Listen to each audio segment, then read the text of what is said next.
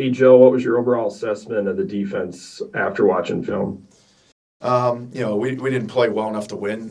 They out executed us, and it's disappointing when there's a result like that. But there were some positives within the game. I thought the guys played hard until the end. I thought there were some positives down in the green zone, tight green zone area, as we refer to it. I think the game comes down to the fourth down stops. All four of those drives, points were scored. If you stop two of them, it's a different game. No one play, ever loses you a game. One play can win you a game, but no one play loses you. But, you look back on those four plays, and I think that's really the difference in the game, for us. So there's a lot of good things to teach off of, a lot of good things to coach off of. We forced them to drive the length of the field with a couple exceptions, and credit to them, they did. And that's not always usually the case, but they did it. And we've done that to people in the past too. And so we got to look at it, diagnose it, get better from it, and move on. And that's what we're working towards. Joe, you grew up in the Pittsburgh area. You played college ball in Allegheny. And you started your coaching career in Pennsylvania. What's it mean for you to go back to Pennsylvania and coach? And the second part of the question, were you a Pitt guy or a Penn State guy growing up? That's a good question. Here's what it means. Here I'll give you a little insight. My dad, I talked to my dad, and he's like, yeah, at first he goes, yeah, I'm probably going to need 30 tickets. I said, 30 tickets? I get four. 4 tickets is what I get. And he's like, well, I told everyone that you could get that many. I said, well, you told them wrong. So we ended up, and that was a couple months ago, and it's been shaved down significantly since then. But no, it's cool to go back and be in your home state. I've never really actually recruited there a lot or coached there a lot, but it's good to get back. When I was growing up in Pittsburgh, most of the city was Pitt, but a lot were Penn State. At that time, Penn State was probably having, more success than Pitt was at that time. But it was kind of cool when those two teams would play each other. At the high school that I was at, I was not one of the Division I players, as you already pointed out, but we had a lot of guys go to Pitt. We had a lot of guys go to Penn State. So it was always cool from, seeing it from that perspective. I was a Steeler guy, to answer your question. So I'll take the third option. I was a Steeler guy, so.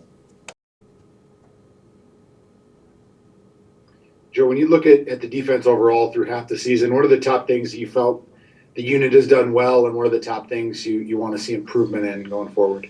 I think, we've done a pretty good job of being able to handle adjustments. We've done a pretty good job of handling unique type formations and trick plays and things of that nature. I think we've done a good job of communicating. And so those things are usually hallmarks. They're the starting point of good defense. I thought for the most part we fit runs pretty well. Things I'd like to see us improve at is I'd like to see us do a better job, playing some fade balls and some deep go balls. I'd like to see us rush the passer and finish with a 4 and 3 man rush. And those are things we're working really hard at. And I think are things that that we recognize and that the guys are embracing and working to improve at. But those were the things that I would see.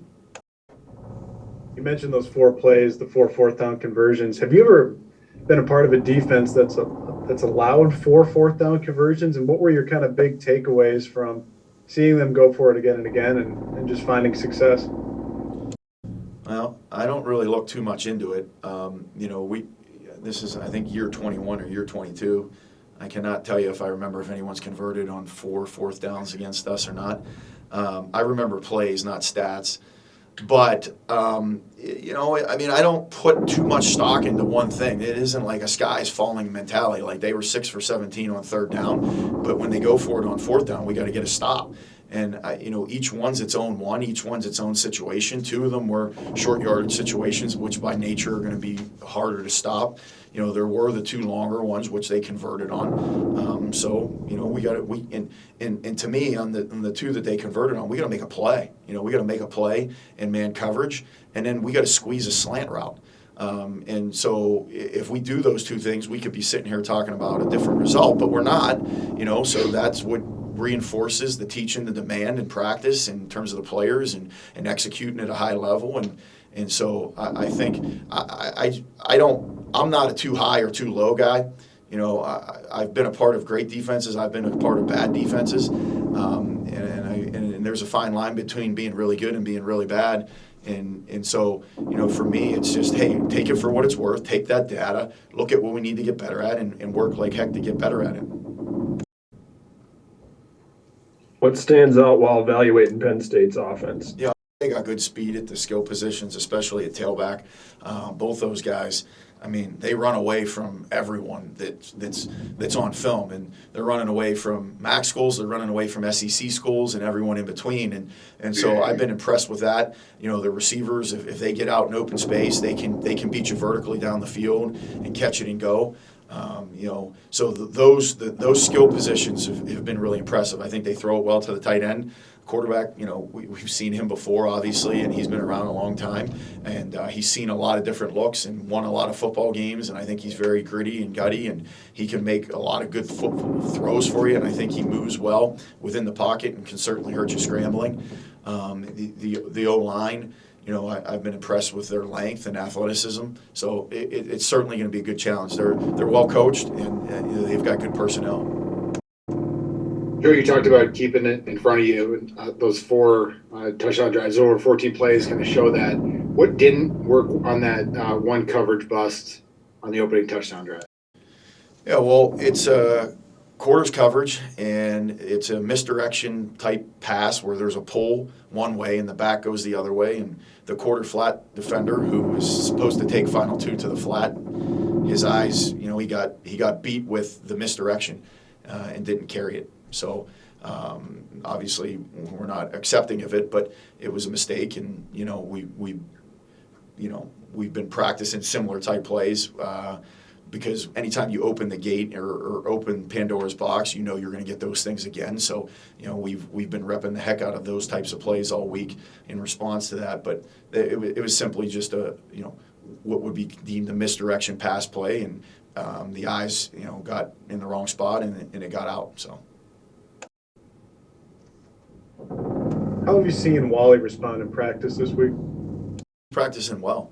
One thing about that kid, obviously, he comes in, he wins a job last year, and to be able to come in and win a job as a freshman kind of tells you a little bit about his mental makeup. It's not easy to come in and win jobs as a freshman.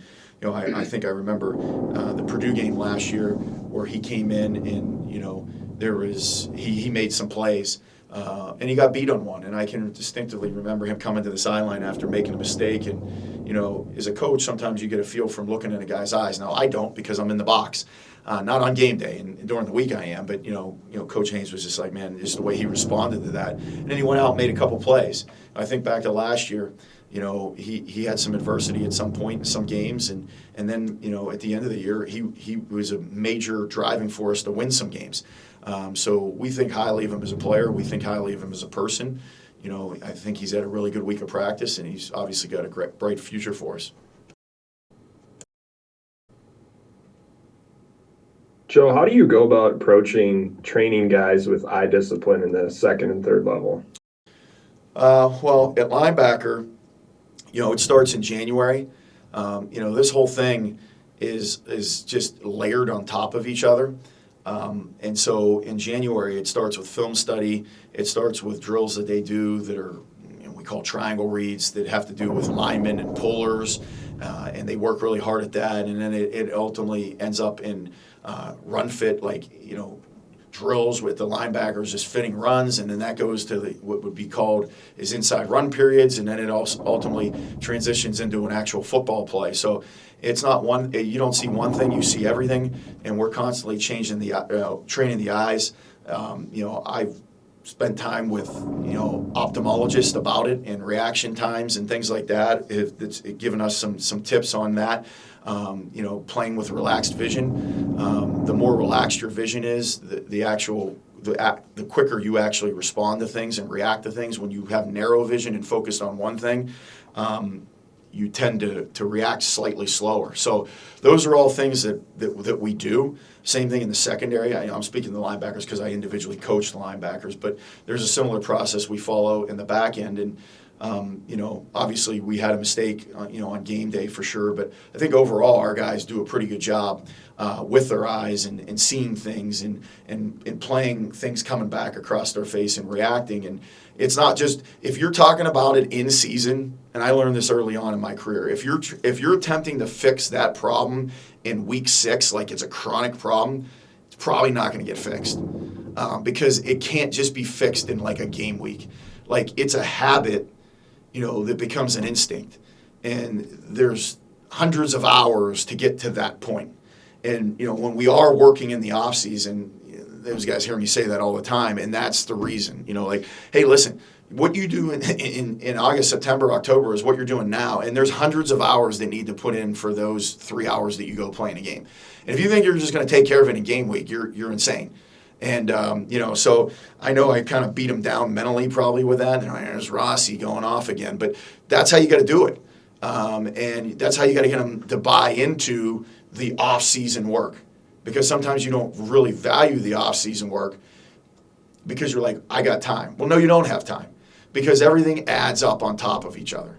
And, in the off-season, obviously, you're doing the training, the physical, the lifting, the running, but there's got to be that development of your football playing ability as well. So I know I just gave you a 7-minute answer on probably a question you were hoping for 2, but there you go. Got time for one more for Coach Rossi? Otherwise, we'll let you go, Coach. One then, huh? I don't want to follow that. All right. Thanks for joining us, Coach. Thank you.